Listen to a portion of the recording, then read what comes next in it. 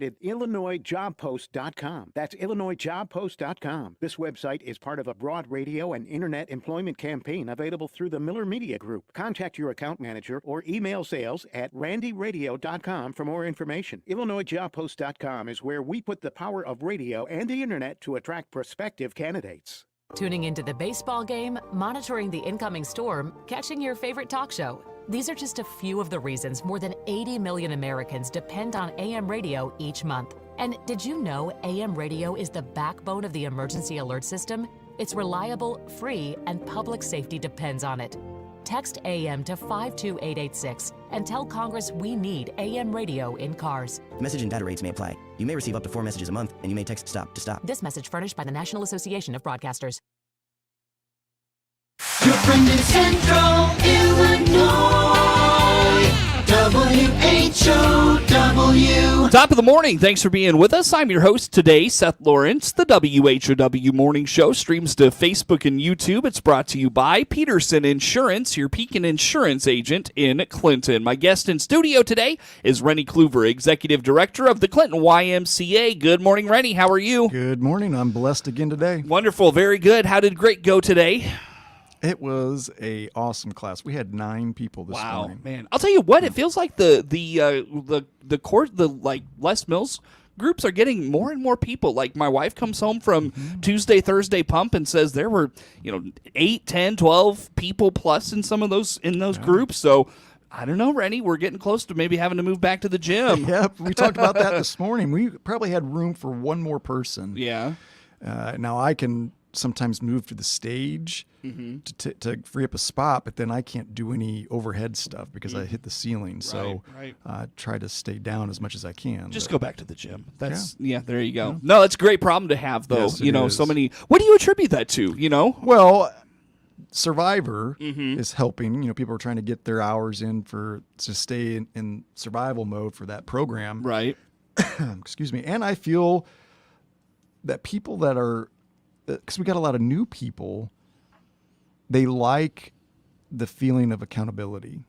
They've got people that they're going with, and so it's easy to get up in the morning and say, well, I'm going to work out today, and then all of a sudden something changes and you're like, I'm just going to skip that. Whereas if you've got someone looking forward to seeing you there, hey, we're going to meet you there in the morning, we're going to work out, then it's harder to check that and not do it. So I think that's a lot of it. And that's one of the reasons why I love to teach it, because it holds me accountable. I would hope that if I didn't teach a class, I still find times to work out when I'm not teaching, but it is so much easier when I know, look, I've got to be there because I've got people that are relying on me to be there to help their health and wellness. So, and I enjoy that. You mentioned Survivor. That program, I think, wraps up this week or next. Remind folks what Survivor is. What's it all about? Yes, so Survivor is a 10-week or 12-week. I thought it was 12. 12-week program where you build up every 2 weeks, you build up into the amount of time that you're spending exercising in whatever form you want to do. It could be group exercise, it could be swimming, it could be walking, running on the treadmill, just working out, whatever. There's a lot of things that constitute that, the health and wellness, working out, exercising. And so its goal is to help you build up a routine into where exercise just becomes a habit. And that's what everyone's goal is, and why people probably fall off after the New Year's resolutions, or just any time. It could be an injury, and I was off for 3 weeks. Well, it's hard to get back. So Survivor's there to try to help you get to where that's a routine. And if you're not doing it, you're missing something. You just don't feel right. And if you can get there, gosh, if I had a potion or a pill that people could take to where that was just automatic, they didn't want to miss their workouts, gosh, you could be a millionaire. A bazillionaire, for sure. Yeah, well, it, like you said, creates great habits. And, I remember for me, the first time through, it really did carry me into the summer, and really, it really set up the, the spring and the summer well for just establishing a routine, getting into the habit of, I knew what I wanted to do and those sorts of things. So really was worthwhile. But that wraps up here for this week, and looking forward to a new one. Now, I know in the last couple of years, we've done like kind of a mini Survivor in the summer. Are there plans in the works for something like that? Not sure. Gretchen always evaluates the way Survivor ends here, and we'll see. I think what she's called it in the past is beach ready or something to get ready for the summer. Because that, as the weather gets nicer and there's a lot more outdoor activities going on.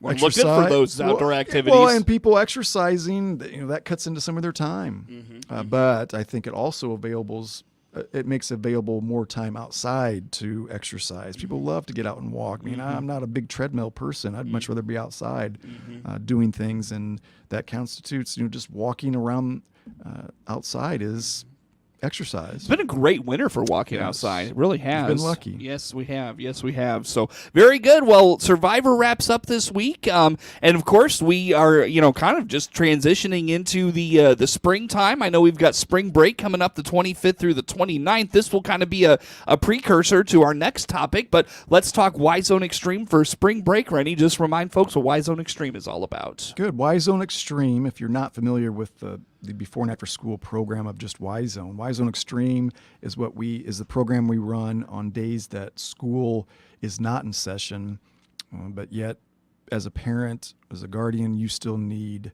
some childcare, some watch your kid.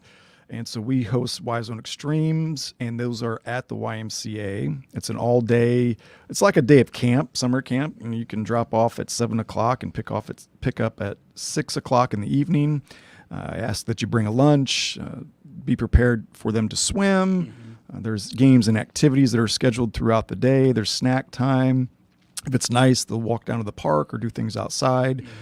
But the spring break is always a big one because there's a number of days in a row, and some parents may only need it for a couple days or one day. You do not have to be a member of the Y to be part of YZone Extreme. It's no different than YZone, the regular before and after school program.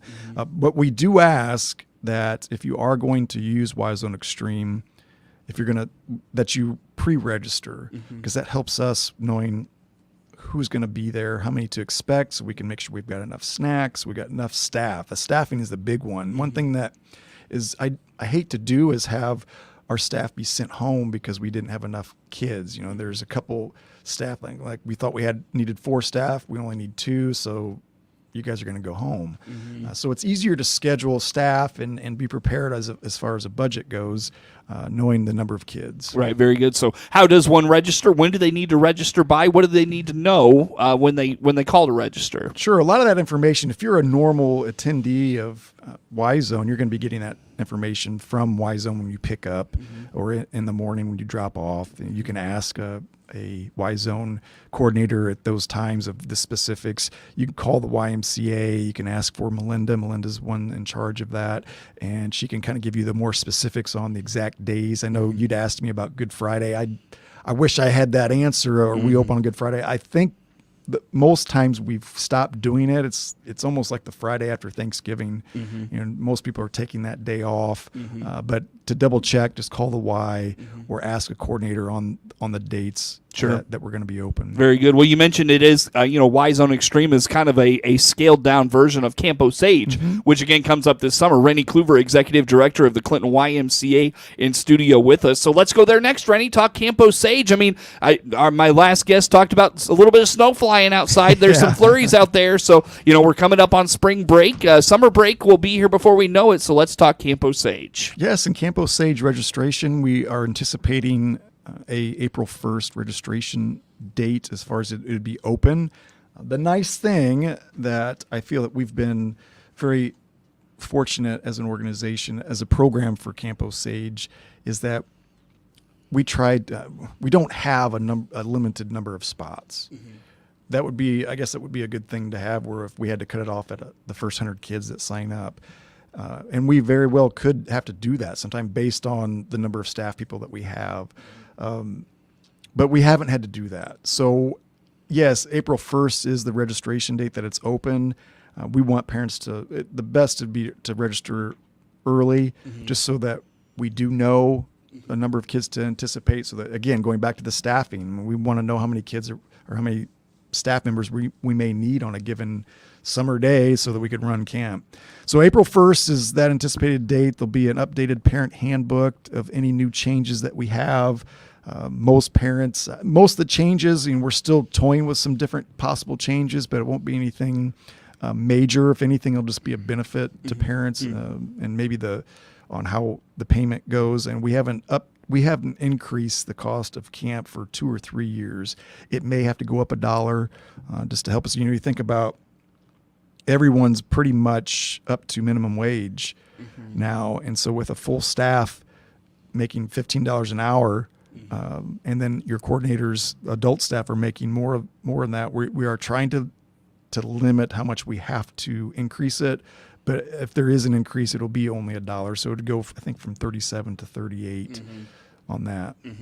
Which isn't bad at all. I mean, considering where other pieces of, increases, where like the rates of increases and other things are. Like that's you not break bad at it all. down on if you send them from 7 in the morning to 6, or even if it's 8 to 6, you do some of the hours that they're there, it comes down to where it's just under $4 an hour that you're paying for childcare. And it's not just them sitting at a relative's house or at a babysitter's house. We're scheduling activities, and it's part of that health and wellness, and they're being socialized with a lot of different diverse kids, and learning how to be good kids. Yeah. And so let's talk about what they are doing during the day. What is Camp Osage? Where do Camp Osage kids go? What do they do? What's the day look like? How about that? Well, the staff is still working on the actual calendar of scheduling specific field trips, but you can.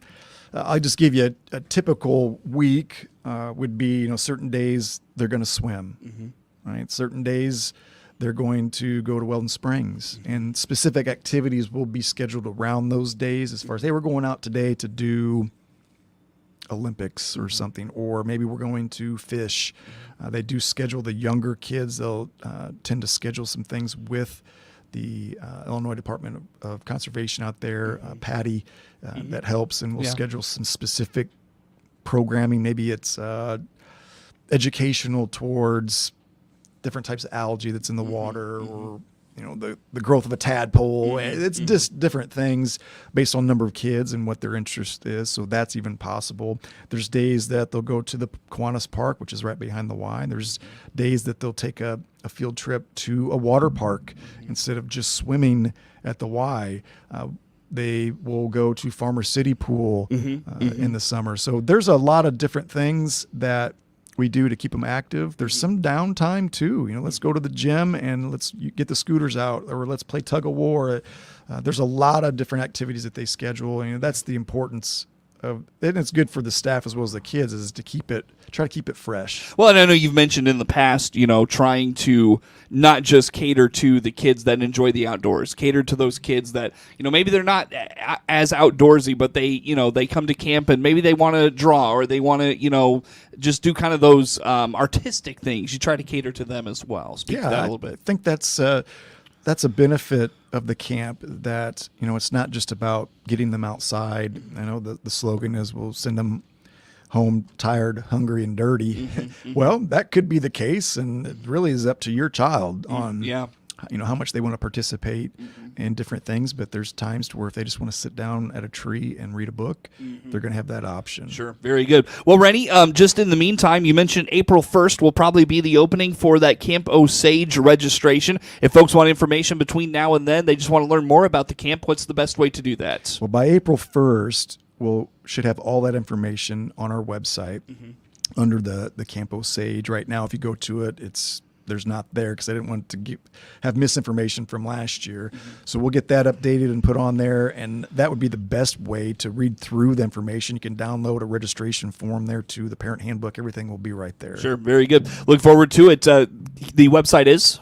www.clintoncommymca.org. And you're on Facebook, correct? Correct. Yep, so check them out there. Very good. Rennie Cluver, Executive Director of the Clinton YMCA, our guest in studio. More to come with Rennie here on the WHOW Morning Show.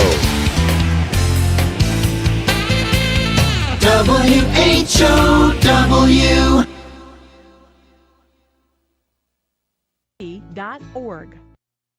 Let's check the markets now on the RFD Radio Network. I'm Jim Taylor. Steady trade at this hour with corn, beans, and Chicago wheat. May corn down 3/4, 436. July corn down 3/4, 448 1/4. December new crop 470 1/4, down half a penny. May beans up 1/4, 1198 1/2.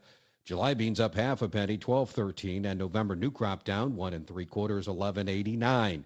May Chicago wheat 528 1/4, down 1/4. July wheat down half a penny, 543 1/2. May bean meal 338 even, up 330. May bean oil down 69 cents, 48.73. Livestock market, March feeders 250.25, up 97 cents. April live cattle 187.47, up 22 cents. And April lean hogs 86.80, down 12 cents. Energy market at this hour, April crude oil 81.61, up 57 cents a barrel. Jim Taylor on the RFD Radio.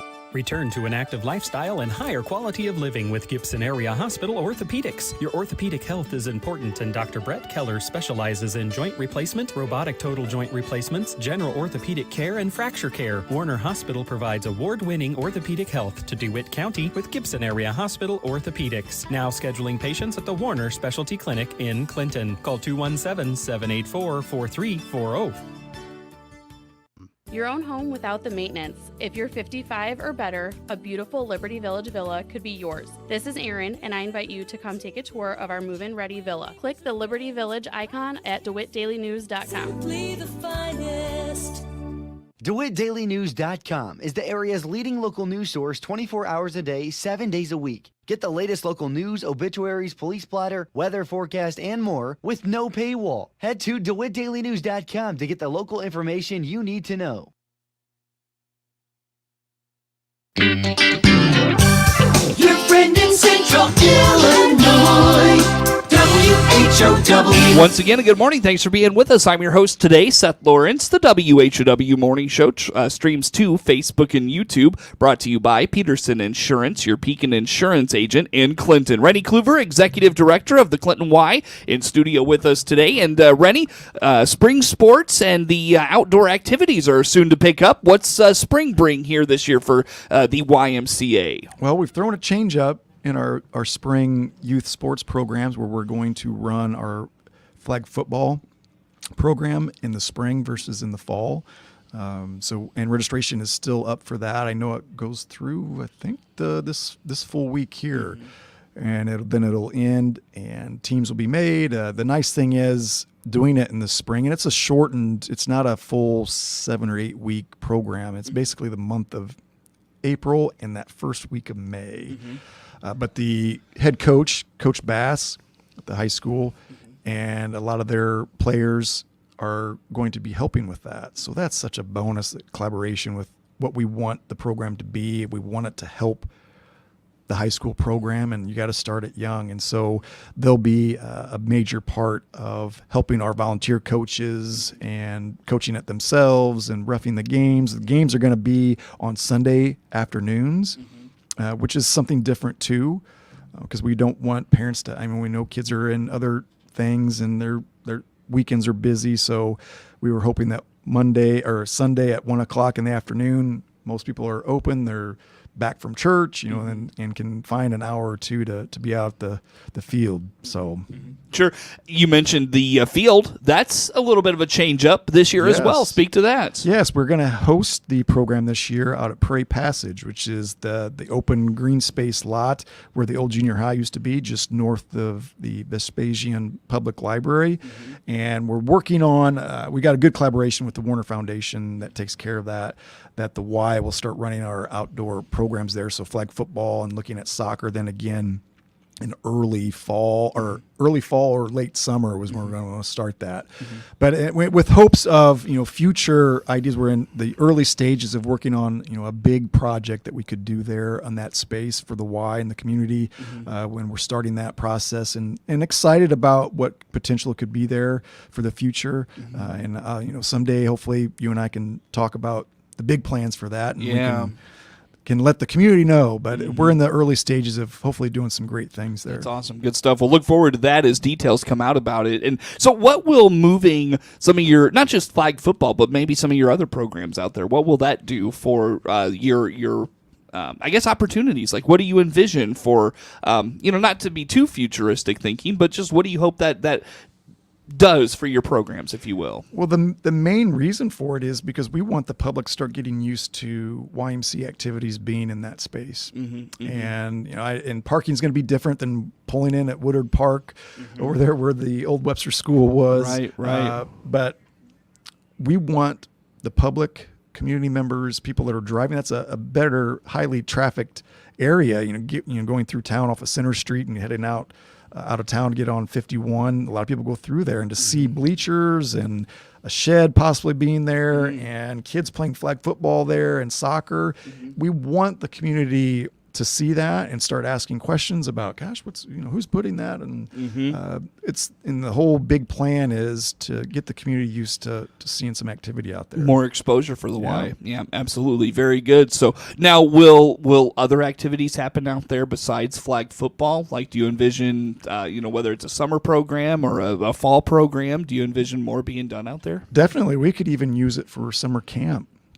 Taking some, instead of just going all the way out to Weldon Springs, if we just need a green space, a big green space, play some kickball, be a great place to go. Throw some footballs around, something and like so that. It'll be nice to have that option for us for all programming, and maybe we throw together an adult flag football day where you just come out and adults grab some flags, make some co-ed teams, and let's just play some on a Saturday afternoon. That sounds like fun. Yeah. Sounds like fun, Rennie. Very nice. Very nice. Look forward to all of that as it comes about and, kind of what the future holds for that space in the YMCA. Look forward to that. Very good. I got about a minute left with you. Anything on the calendar? Anything on your calendar, your radar these days, keeping you busy? Anything we're talking about in the last 90 seconds here? It seems like something new every day that the Y is working on and that we're looking for the future and scheduling. And so it's really appreciative of all the members that we have and all the community support and things that we're doing. I know we're a little ways away from our annual Strong Kids campaign, but that'll be coming up again in early fall. And just to kind of keep the Y in the back of your mind, if there's a way that you can give to the Y, we use it. We're just lucky enough as a non-for-profit to hopefully at the end of each year balance our budget to where the revenue we brought in, we've spent, and a lot of it goes to people that can't afford for scholarship for people that can't afford things. Sure, very good, Rennie. Well, again, where do folks go for information on spring flag football, whether it's Camp Osage in the summer? Where do they find all of that? If you're a Facebook person, that's a great place to go because we update all that stuff. And then our website, we mentioned earlier at www.clintoncommymca.org. Very good. Rennie Cluver, Executive Director of the Clinton YMCA, our guest in studio. The morning show streams to Facebook and YouTube. It's brought to you by Peterson Insurance, your Pekin Insurance agent in Clinton. Network news on the way here on the WHOW Morning Show.